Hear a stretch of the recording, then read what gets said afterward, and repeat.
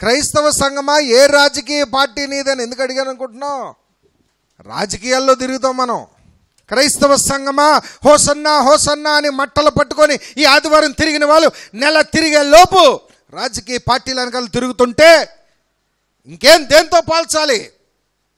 ఏ నినాదాలు చేశారు? హోసన్నా, జయము జయము, దావీదు కుమారునికి జయము, ప్రభు పేరట వచ్చేవాడు స్తుతించబడును గాక, సర్వోన్నతమైన స్థలములలో జయము అని కేకలు వేయించున్నారు. మరి కేకలన్నీ ఏమైపోయాయి? ఈ వారం రోజులు తిరిగేలోపు కేకలన్నీ ఏమైపోయాయి? ఇప్పుడు నేను మీకు అడుగుతున్నాను, ఇప్పుడు సంగమా మట్టలాదివారం రోజున హోసన్నా హోసన్నా అంటూ మట్టలు పట్టుకొని తిరిగిన వారు మరొక నెల రోజుల్లో రాజకీయ పార్టీలు జెండాలు పట్టుకొని తిరుగుతారు రోడ్ల మీద. పార్టీకి చేయి అంటున్నావు, ఈ పార్టీకి చేయి అంటున్నావు, ఆ పార్టీకి చేయి అంటున్నావు. ఇగో ఇలాగే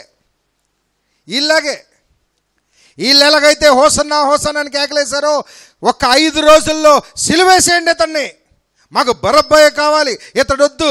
ఎందుకు వద్దన్నారు? ఎందుకంటే ఈయనేంటి కొరడా దెబ్బలు కొట్టించుకుంటున్నాడు. రాత్రంతా గుద్దారు, ఇతన్ని కొట్టారు. ఈయన రాజు కాదు, ఈయన మేము అనుకున్న రాజు కాదు. ఈయన మా రాజు అయితే ఈ పాటికి ఒక సైన్యాన్ని ఏర్పాటు చేసి రోమా సామ్రాజ్యం మొత్తాన్ని మరి ఓడించేసేవాడు కదా. మేము అనుకున్న రాజు ఈయన కాదండి, సిలువేసేయండి. అలాగనే క్రైస్తవ సంఘము కూడా, అందుకే టైటిల్ పెట్టానేంటి, క్రైస్తవ సంఘమా నీది ఏ రాజకీయ పార్టీ?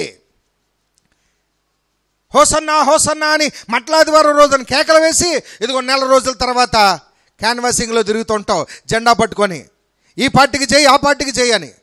ఇంతకీ ఏ పార్టీ నీది?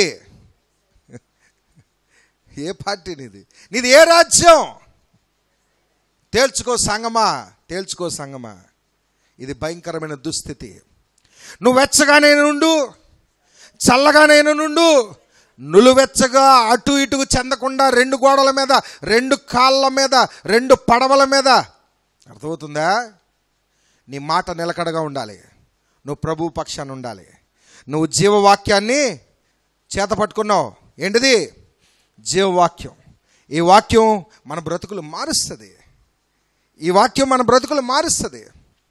దుర్మార్గమైన జీవితాన్ని మారుస్తుంది. అదే ఈరోజు నువ్వు నేను వెతుకుతుంది ఏంటో తెలుసా? ఈ రాజకీయ పార్టీ మనల్ని బాగు చేస్తుందని, ఆ రాజకీయ నాయకుడు మనల్ని ఉద్ధరిస్తాడని, లేకపోతే ఎవరో ఏదో బాగు చేస్తారని రాజకీయాల్లోకి తిరుగుతున్న క్రైస్తవ సంఘమా, అమ్ముడుపోతున్న క్రైస్తవ సంఘమా, ఎలక్షన్స్ వచ్చేసరికి రాజకీయాలు చేస్తున్న క్రైస్తవ సంఘమా, జాగ్రత్త.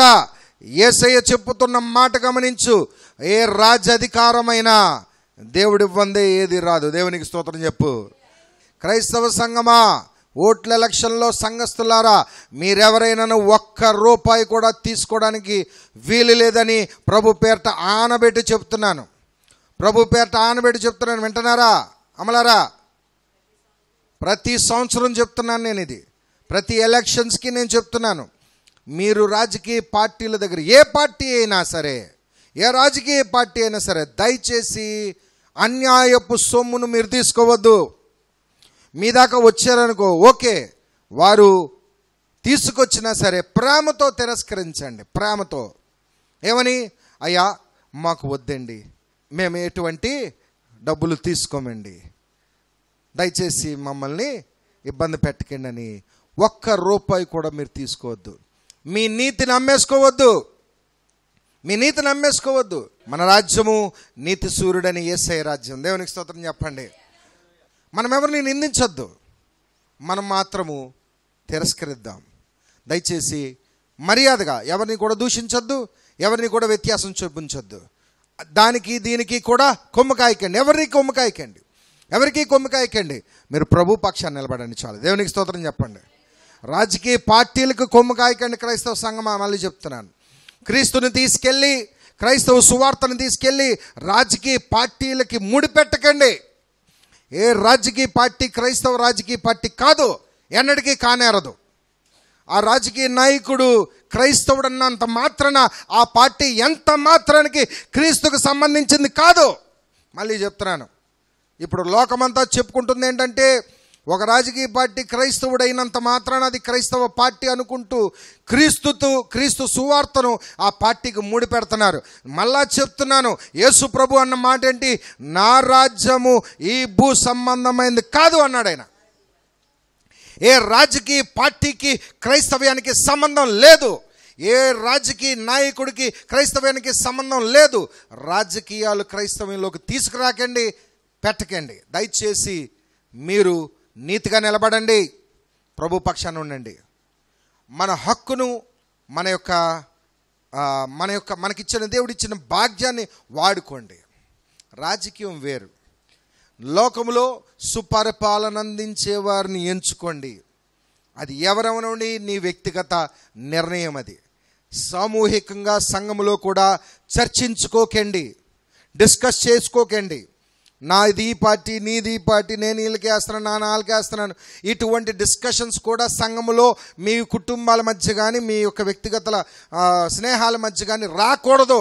అది మీ వ్యక్తిగతం, మీ స్వనిర్ణయం, మీ సొంత నిర్ణయం. అది మీరు ఎవరికి మీరు ఆమోదం తెలపాలనుకుంటున్నారో తెలపండి, కానీ అది ఎంత మాత్రం సంఘములో డిస్కస్ చేయకూడదు, చర్చించకూడదు.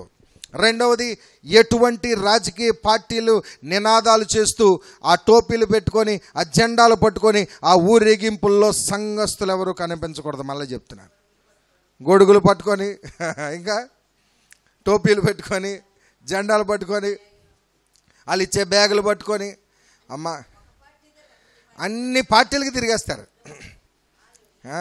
సో దయచేసి ఇలాంటివి చేయకండి. మిమ్మల్ని సిద్ధపరుస్తున్నాను. యేసయ్య మాట ఏంటి? చెప్పండి. యేసయ్య మాట ఏంటి? నాది నా రాజ్యము ఈ భూ సంబంధమైంది కాదు.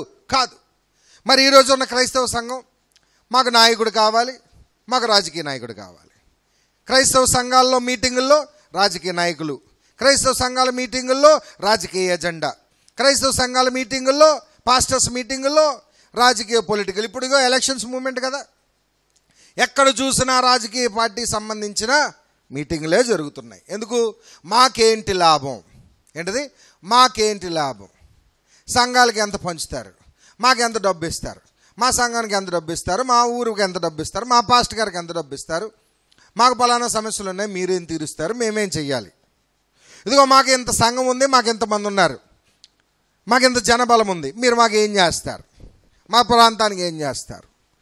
సంఘమా, నువ్వు వెతకాల్సిందేంటి? నువ్వు ఎవరిని వెతుకుతున్నావు, ఎవరిని అడుగుతున్నావు? మన బ్రతుకులు మార్చేది ఆ రాజకీయ పార్టీ. ఏం పార్టీ? మన బ్రతుకులు మార్చేది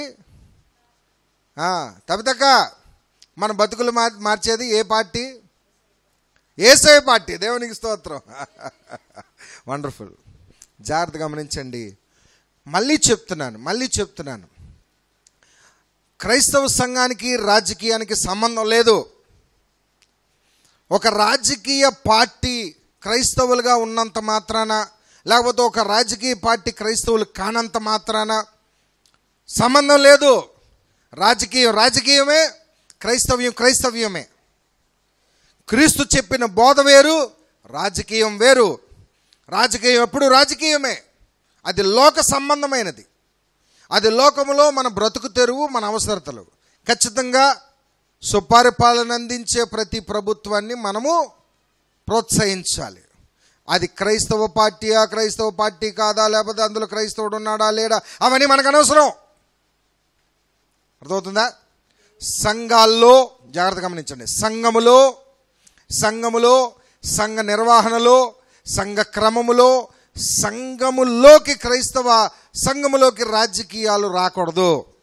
సో ఈ భూ సంబంధమైన కోరికలు, ఈ భూ సంబంధమైన రాజ్యాలు, ఈ భూ సంబంధమైన రాజ్యాహంకారాలు, రాజ్య అధికారాలు, ఆకాంక్షలు, అధికార దాహాలు, లేకపోతే లోకంలో ఏదో సంపాదించుకోవాలి, ఏదో నిలబడిపోవాలి, ఇక్కడ తిరగాలి, అక్కడ తిరగాలి, ఏదో వెనకేసుకోవాలనుకుంటున్న ఆశలు ఉన్నాయే, ఆ సమస్తము ఏమైపోతాయంట? లోకము దాని యొక్క ఆశలన్నీ గతించిపోవును, కానీ నా మాట ఎన్నటికి గతించిపోదు అన్నాడు యేసయ్య. దేవునికి స్తోత్రం చెప్పండి.